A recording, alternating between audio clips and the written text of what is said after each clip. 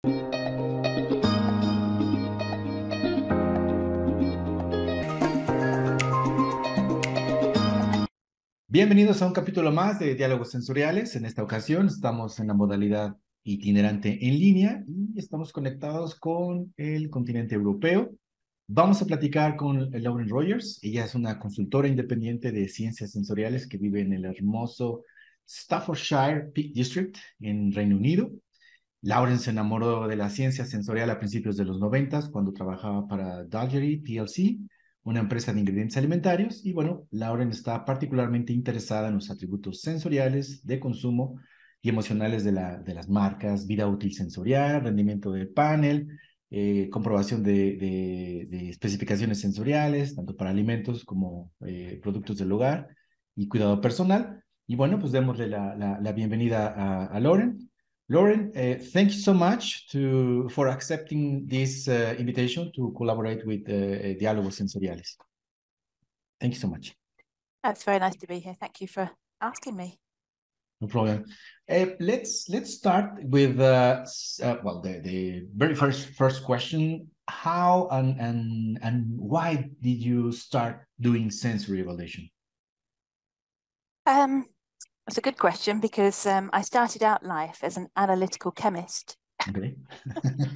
So I was working on a project, a shelf life project, on a product from the UK called, at the time, it was called Golden Wonder Cheesy Wotsits. So basically an extruded snack. Okay. And I was analysing the cheese flavour. Wow. So I was standing there, if you can imagine me, with my safety glasses, lab coat, and I was grinding up the Wotsits to analyse the cheese flavour. I was going to inject it in a gas chromatograph and do mass spectrometry to understand why the product had a very short shelf life.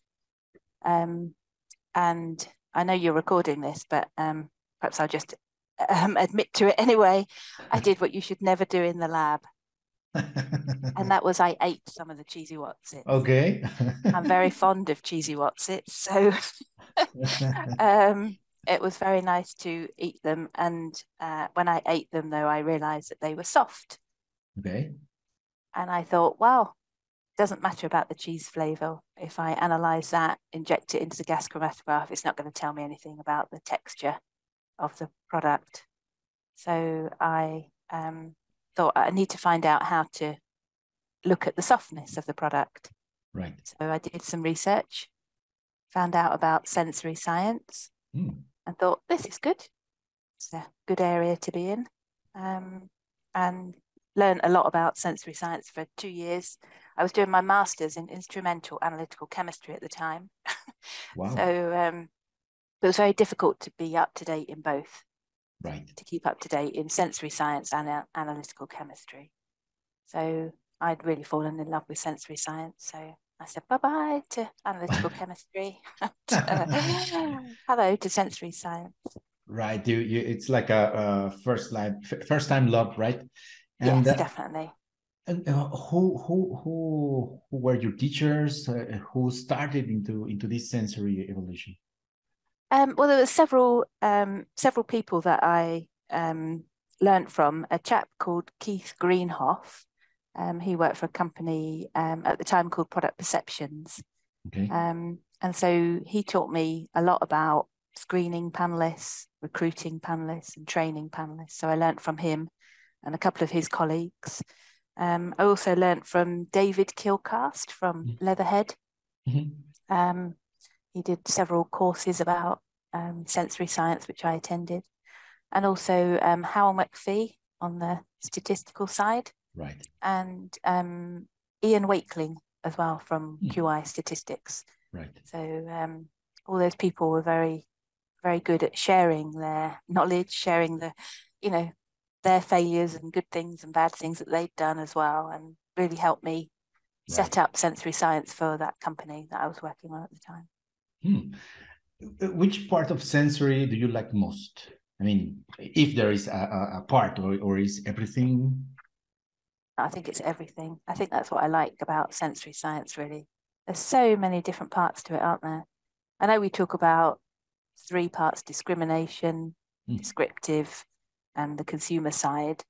But there's so many different parts to all of those, aren't there? From the discrimination tests, the reasons for doing discrimination tests. Are you doing it for a difference or a similarity? All the different methods you could use.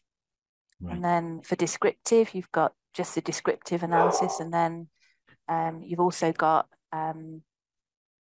all the different types of descriptive analysis: temporal methods, the rapid methods, traditional methods. And then on the consumer side, there's so many different aspects to that. I just love everything. Do you have a favorite one? I mean, as a consultant, you do many testing. So when you receive this type of project or research, do you feel like that excitement, or do you have one? Yeah, I think probably my favorite method would be quantitative descriptive analysis, or descriptive analysis on its own as a method, particularly if I'm asked to recruit and train a new panel. I really like to do that. So you have many publications and papers related to panel training. So what is the most difficult task for it can be recruiting or training or maybe screening a person? Which is the most difficult part? Probably the most difficult is getting people to describe products in a way they wouldn't normally. Okay. Because when you're doing, for example, if you're doing an aroma test and you've got, a little pot like this, and the panelists have to describe it, and they find it really difficult and they struggle. And then I say to them, but what's normally in front of you when you're describing food? Well, it's the food, isn't it? Normally you have a big clue. So when you're just asked to smell something like that, it's really hard, and people struggle because it's using their sensory memory and their descriptive ability. So training people to do that, I think, is the hardest thing for them to do. It's not the hardest thing for me, but it's really hard for them to learn to describe food products in a different way to they would normally describe them. Yeah, it's difficult to separate that part, no? The heart and the mind related to a product. Yeah.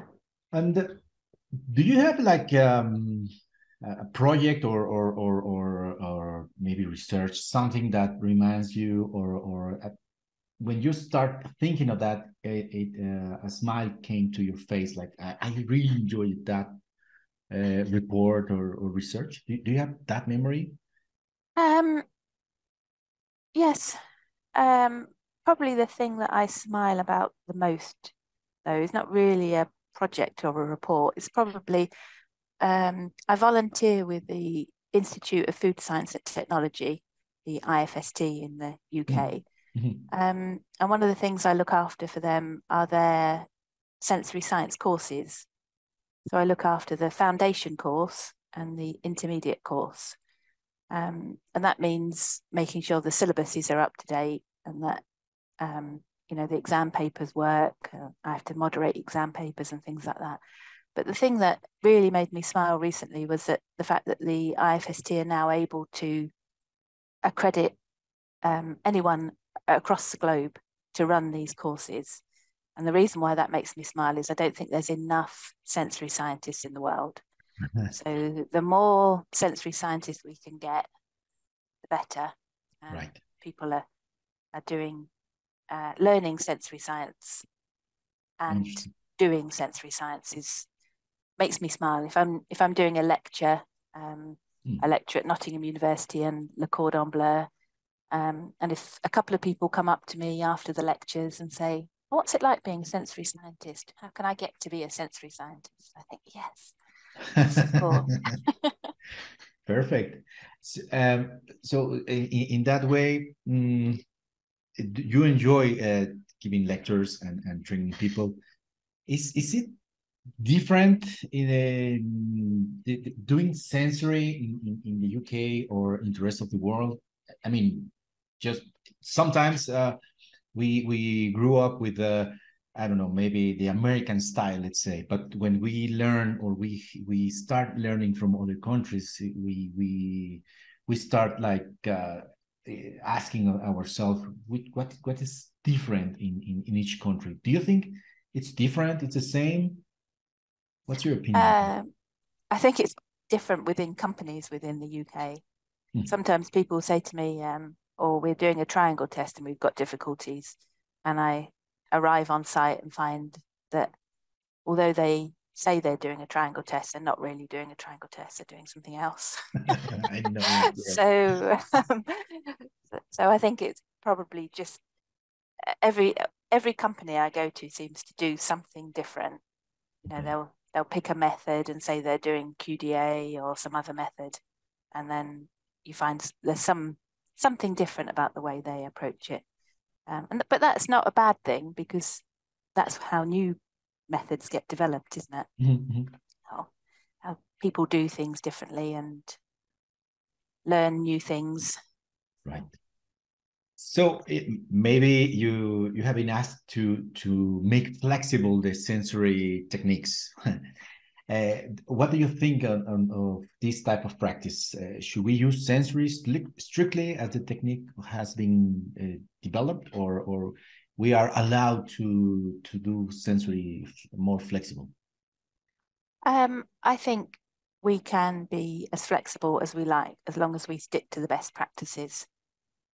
So, for example, if you're looking at a new way of doing something, or you have to do more samples or less samples, or you want to screen products, then using any of the new methods, I think, is great. But you just need to remember the best practices. Think about the physiological and psychological biases that you might come across, and just keep best practices in mind, so that whatever the method is that you're choosing, you're doing sensory scientifically, right, and not just trying a product and saying this one's going to succeed.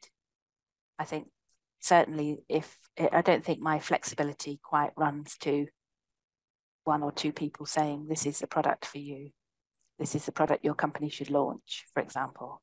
Right. I don't think that's scientific.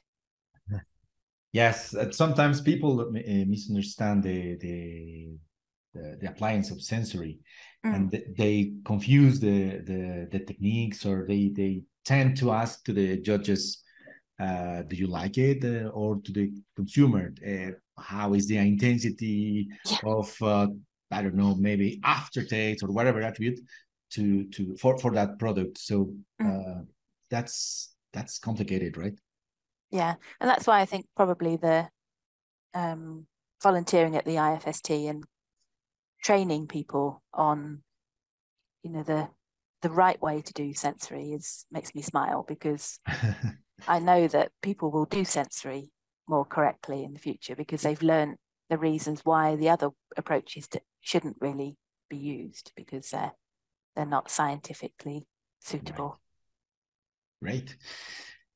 How about the evolution of sensory? Let's say, well, at the time you start doing sensory, well, maybe the triangle test and descriptive analysis were like very popular, but nowadays there are other techniques. How do you think this evolution of sensory has been enhanced the area? Well, if you think about when I started out doing descriptive analysis, everything was done on paper. So we would have all the line scales on paper. Yeah. So the panelists would mark the line scales, and then we would measure the line scales, and then we would do the ANOVA by hand on a calculator. I remember that. So we would start from doing a descriptive analysis. Would take, say, 4 weeks.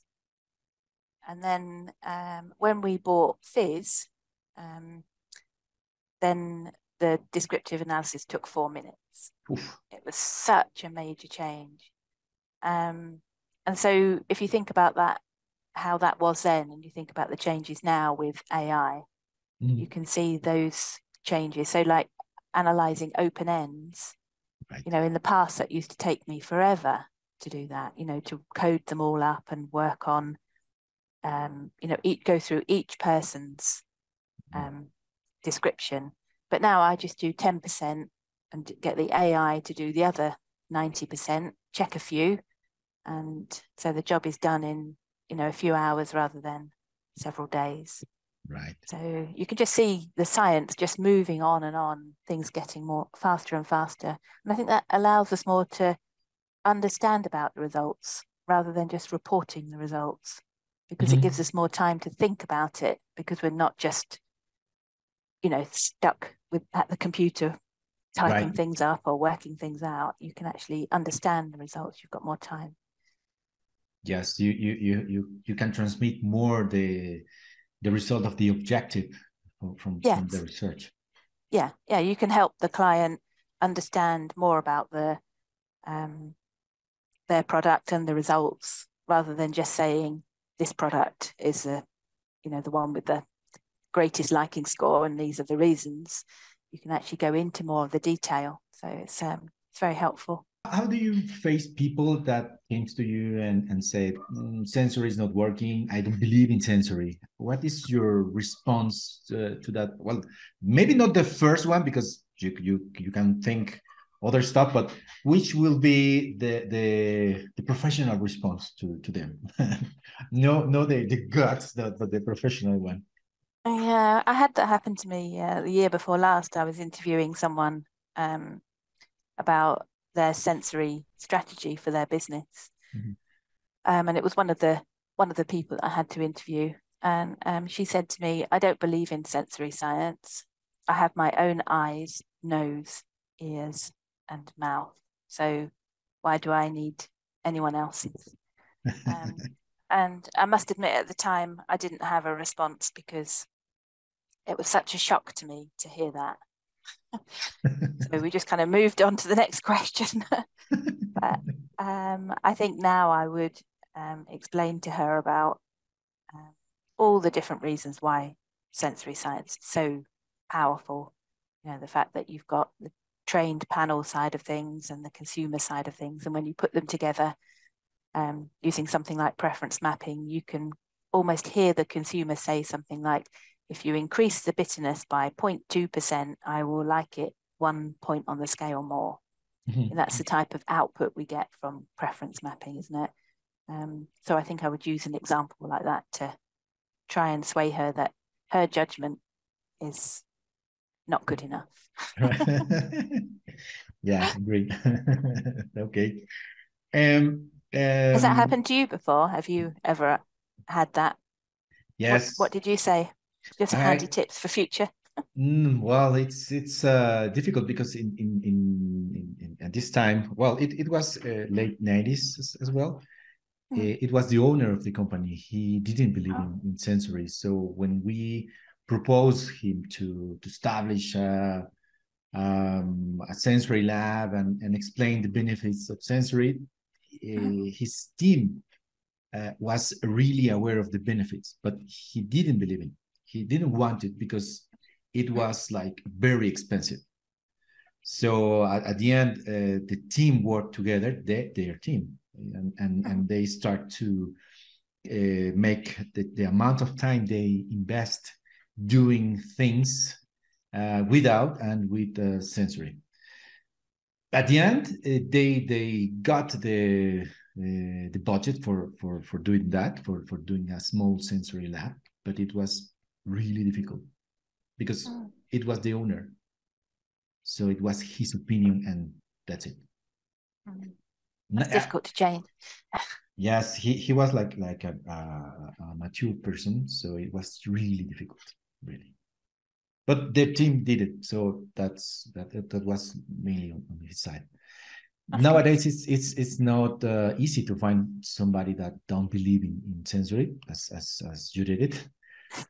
But I think I will explain the benefits using a real example. That's the thing, to show the benefits of the science. Yeah. Okay. Let's move a little bit, and please tell us about your formation. where did you study? I don't know, the more enjoyable sensory class, if you have one. I mean, during your formation, during a master, where? Well, when I was doing my master's, that was all in instrumental analytical chemistry. So Okay. I can't kind of smile about that really. Although I was working on flavors, I did do it on bread flavor. So it was interesting from that point of view. So I guess I was sort of always had a leaning towards sensory science, even though I didn't know what sensory science was at the time. But I think the best courses I've ever done have been statistics courses, because I really struggle with statistics. I think it's as soon as I see equations and complicated Right. calculations. So actually, I need to understand them. I can't just take the results as that. So doing ANOVA by hand, I think really helped me, because I understand where each number in the table comes from. Right. And I think that really helped. So courses I did with a company called QI Statistics. They run statistics for sensory science course. And they cover, it's several days, and you get loads and loads of information. And they also do other courses all related to sensory science. So the people that work for that company are very sensory science orientated. So you don't have to you don't have to kind of understand what they say and then take it and apply it to your way of thinking, because they're already giving the examples with sensory science in mind. And another company, Statistics for Industry, are very similar. They've got lots of sensory courses as well for statistics. So I think they're the most enjoyable courses, because I know that at the end of it, it's very helpful. Right. And you mentioned something interesting, because people normally are afraid of statistics. They hate doing ANOVA, or it's not possible to understand a PCA or something like that. So statistics is a real key part of sensory. So nice. Do you have a preference on the way of doing statistics? I mean, like parametric, non-parametric, multivariate analysis? I do like multivariate analysis, and I really like using R for that. I find the plots that R generates are really, really helpful, really good. I like to do things like multiple factor analysis. So looking at things like the trained panel data, the consumer data, and technical data, for example, instrumental data, and looking at all of that together. I do find that very interesting. So you well, I don't know, maybe this can be an example. If we need to spread or divide the amount of time invested on each part of a report from data collection, well, of course, design of experiment, but data collection, doing the analysis and report, which will be your percentages for each stage, if possible? Gosh. I think that's a difficult question, because it depends on what the experiment is. So if you're just doing a triangle test, then probably equal amount of time on each one. But if you're doing a preference mapping study, then the amount at the beginning, getting everything right, is really critical, isn't it? Right. Choosing the right samples, choosing the right experimental design is very important to get that right. So that's probably the most amount of time, setting it up, making sure you've got the right questions to answer. I think that's really hard sometimes, to really get the question written down. And also the action standards. So quite often people have the standard, for example, it's got to be more liked than the competitor, but they forget about the action part. So what are they going to do when they are more liked than the competitor? And what are they going to do when they're less liked than the competitor? So getting that action part can sometimes take several discussions to make sure that people really know where they're going with the data. Yeah, some people has the idea that doing the analysis like really fast. So they think that like, why you are asking me 3 days for analysis? You can do it in 1 day, for example. How do you deal with that kind of request?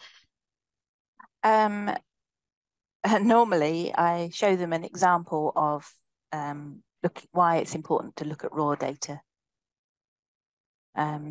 So for example, if you don't look at the raw data and you don't understand that the panelists maybe were given the wrong samples at the wrong time, or there's something else wrong, maybe the scale was set up wrongly so that the consumers gave an 11 on a 9-point scale, or all of those things need to be checked. Right. Because you can't just press a button and do the analysis. You need to understand the raw data and really look at the raw data so that you can see when you get your results, what the result is meaning. What I do when I run a panel leader course for people. So one of the things I ask people to do is to take a set of raw data from, say, like descriptive analysis, and I ask them to guess what the ANOVA output would be. So I say to them, don't do the ANOVA, don't cheat, but just look at the raw data and see if you can work out whether which sample is going to be statistically significantly more sweet or blackcurranty or whatever it is that you're looking at. And just make sure that people can look at the raw data and imagine what that means in terms of the statistical output, because then they can really understand what's happening in the raw data. Sometimes you can look at the ANOVA and it will tell you something, but the raw data doesn't really back that finding up. It's just some error in the raw data, something not quite working. Yes. So you need to browse your raw data at least. Definitely. Yes, I'm definitely a raw data person. Perfect. Thank you.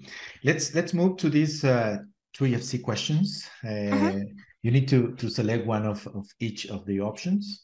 And let's start with red wine or white wine? Neither. Tetra test or triangle test? Depends on the product. City or forest? Forest. Traditional descriptive analysis or rapid methods? Depends on your objective. Breakfast or dinner? Depends who with. Sorry? Depends who with. Okay. Analytical or consumer testing? I can't decide between those two. It's too hard. They're both so important. I couldn't decide. I'd have to have both. Okay. Sorry. No problem. Tea with or without milk? With. Parametric? That's what I have here. Okay. Parametric or non-parametric statistics? Parametric, probably. QDA or spectrum profile? QDA. Not a hesitation there, did you notice? Okay, no, it was like straight. Published book or PDF? Book, but I do like to have a PDF to search the book. Both. I like to have the book for reading, but the PDF is very helpful if you're looking for that thing you've read before and you can't quite remember which book it was in or what page it was on, but you remember the thing. Easier. You can then search the PDF. Yes. I agree. Reference mapping or PLS? Both. Okay. Because PLS allows you to do the predictions from the preference mapping. So I would do internal preference mapping, external preference mapping, and then PLS probably. Thank you for your answers. That's okay. Good Okay. questions. Thanks. Uh, if it were possible to bring together a group of sensory researchers or professionals, regardless the area, who would you like to collaborate with to make a book, for instance? Who will be your dream team? I would like to work with Herbert Stone, I think. Mhm. I think he would be a really good person to meet. And I did meet him once, actually, but I didn't take advantage of it because I was only very young at the time. So if I met him again now, I would really want to talk with him more and understand more. He'd probably be the most favourite person. And maybe Howell McPhee, although he's retired now, hasn't he? I think he'd be a very good person to work on a book with. And then I'm working on a book at the moment with Joanne Hort and Sarah Kemp. So I guess Okay, they'd have to be in the great. list because they're very good people to work with.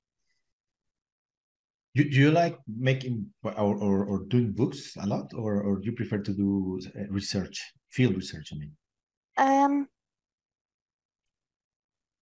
I quite like doing books, but it is a struggle.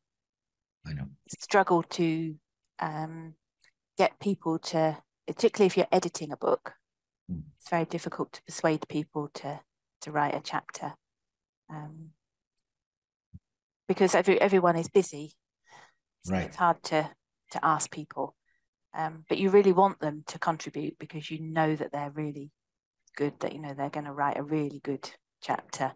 So in the book I'm working on at the moment, we've had some really good chapter authors, and the chapters they've written have been so good because it's been so interesting working with them and asking them questions about the way they work. So I think I'd have to invite all of them as well to the party. Wow, what a great book will be then. Doing well, you just said that it is difficult to have people writing a book, but what about these last 2 years? What was your experience with the COVID? Was really hard, just at the beginning, still a little bit difficult. How was sensory on your side during COVID? Well, in the UK, we had lots of lockdown. So I think the hardest thing was not meeting people to talk about sensory science. So going back to the Institute of Food Science and Technology, we used to have regular meetings. And so we would all meet up and we would have our standard meeting, you know, with the agenda and things like that. But it's all the additional things that you get to talk to people about Mhm. to do with sensory science as well as their families and you know where Right. they've been on holiday and things like that. But it's that extra time to talk to people about their research, you know, what they're struggling with or what they found really interesting, Mhm. or a particular person they've been working with or a really good agency. Having all those kind of side conversations, I think that's the thing that I still miss now. Just Mhm. that that's what's so good about being able to go to conferences in person um, Right. and have those discussions. I think we're lacking in those types of discussions. You know, making friends and meeting people. Right. How difficult it was for you to start connecting with people at the beginning? I mean, actually, I guess now it's not complicated for you because people came to you. But how was your strategy to connect people? Um, I think the main strategy was just to use online meetings. So using the software for online meetings. And one advantage for that is that one of the groups I belong to is the ASTM. They write standards for sensory science. And they often have meetings They have two, I think it's 2 a year, maybe 3, where they all get together to talk about the standards. And I used to sometimes be able to call into those on the telephone. Great. But now they do them over Teams or over Zoom. So it means I could join in more. But now they've gone back to in-person meetings. So I would really like one time to attend a meeting. Of course, they're all in the States, so it'd be very expensive to go and join the meeting. But I've made so many friends with the people at the ASTM, and it's such a good thing to join. I always say to people, it's the best $75 I spend every year. Okay. Because you get to work with so many different people and hear their different points of view. And it really makes you think, actually, is my view, is that correct? Should I be doing things differently? Is the way I'm thinking correct? Can I do things differently? And the people I've met there have been really, really good. Like, for example, Christine Van Dongen, she's just won an award with the ASTM for her contributions. And she's such a great person because she really thinks about how the standard is written and the best ways to do things. And so she's really impacted the way I do my research because of the way she kind of asks questions all the time. What would happen if we did it like this? Is that the right way of writing thing? Is that really understandable to everyone? Can everyone understand that means you need to do the descriptive analysis in this way, or make the sensory claim in that way, or support the sensory claim in this way? So it's very good to be able to meet people online. So that has been an advantage of COVID. I know there aren't many advantages of COVID, but that one sticks in my mind. Right. Yeah, but it's good to see the good side of the COVID, if there is a good side. I mean, it's important that sensory evolved rapidly during these 2 years, and one of these consequences is like just the thing you said. And last 2 years, Pangborn, and in the case of Latin America, we had Sense Latam, which is a congress that we were able to attend virtually. So we met many other people. We learned other way of thinking, and etc. We did connections as well. So that's very important.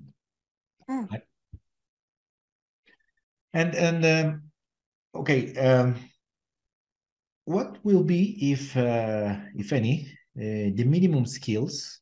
Speaking about methodologies or personality that a sensory scientist must have, if there are. I think understanding people and understanding how the senses work and the biases. I think it's very easy to learn about descriptive analysis or the triangle test. Oh, maybe not very easy. That's the wrong thing to say, because some people would find that difficult. But understanding the people behind it, because they're the people that are generating our data.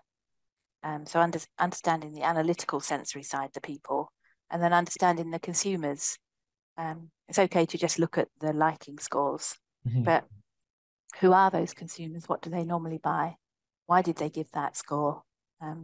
Really understanding the human element of sensory science. It's very easy to ignore that when you just got numbers in front of you. And if you have a time machine and you were able to travel to the exact moment where Lauren was about to register to this master on instrumental measuring, what would you tell to her? I'd say carry on with what you're doing. That's a very good basis for learning in the future. But keep an eye out. There's this new area that you're going to fall in love with. Great. Okay, let's say that somebody who is starting in sensory is attending to this video. What would be your suggestions for that person? I mean, to do what? To attend Congress, to read papers, to start connecting people. What will be your suggestion for that person? I think probably the first thing I would suggest to them is to read the book Sensory Evaluation, A Practical Handbook, because you could probably read the whole book in a few hours. It's not too difficult. It's got some amazing case studies, and that's what I like about it. So they talk about the method or the test or the topic, and then give case studies with calculations and the interpretation and what that means for the business. Right. So I would say definitely read that book, because it would just give you a really good grounding in sensory science as a whole. And then once you've read that, then go off and read other books. Like my favorite book is Lawless and Heyman. That's my Bible. That's the one I always go to. But you couldn't read that as a novice, could you? You would get stuck in one chapter trying to understand. Whereas the Sensory Evaluation, A Practical Handbook, you could read it so quickly. You could sort of like lay the first level of bricks and then build on those bricks by reading then more technical books, more involved books. But I would also say join a group of sensory scientists in your area. So have a look and see where there's a group. So maybe it might be an ASTM group or Society of Sensory Professionals, or the E3S, the European Sensory Science Society, and see what they're doing and try and join them. Because when you're working with other sensory scientists, I think that can really help, because they're the people that you can ask questions to. You know, you can just ask them what you think is a daft question. Right. And it might just make them think, oh, I never thought of that as a question. Yes. And I think when you can just talk to people and ask some questions, I think that's a good way of doing it. So read the book, read more books, join a society, and if you can, attend a sensory science course. I know it's not possible for everyone. Right. But if you can, attend a course. And I can recommend the IFST courses, obviously, because help run them. And it also means you get a certificate. So you might get a foundation certificate or an intermediate certificate. So I think that would be very beneficial for sensory scientists starting out, because they would have something to show a prospective employer, their level of knowledge. Right. Thank you for that. And well, time flies, and we are just arriving to the end of the interview. And many thanks for your time. And I'm pretty sure that many people will be inspired with your story. Do you have a page or contact that you want to share with us to people who want to get in touch with you? Yeah, you can look for my website. It's laurenlrogers.com. So nice and easy to find, or just search for me on LinkedIn, or it's laurenlrogers@gmail.com if you want to drop me an email. Be happy to hear from you if you've got a question or a point about sensory science. It's always nice to meet new people, isn't it? Perfect. And do you have something else to add to this interview? No, I was just going to say, are you going to Pangbourne? Maybe I could see Hopefully. you there. Yes, let's meet there and maybe share one tea, maybe. Who knows? Yeah, I'll be glad good. to do that.